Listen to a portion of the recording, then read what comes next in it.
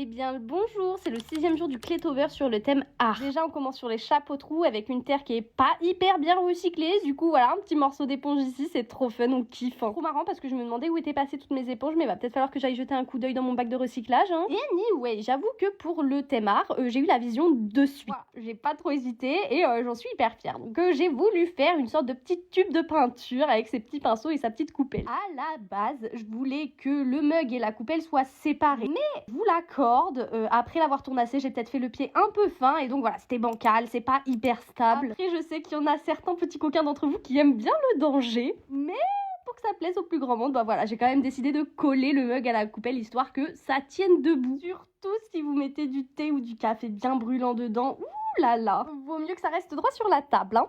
Anyway, vous allez voir que pour la peinture, bon, voilà, j'ai pas l'habitude de faire beaucoup de peinture, en tout cas d'utiliser une palette quand je fais de la peinture. Certes, le plus logique aurait été que je mette du bleu, du jaune et du rouge, les couleurs primaires, sur la palette. Mais c'est pas ce que j'ai fait. J'y ai absolument pas pensé.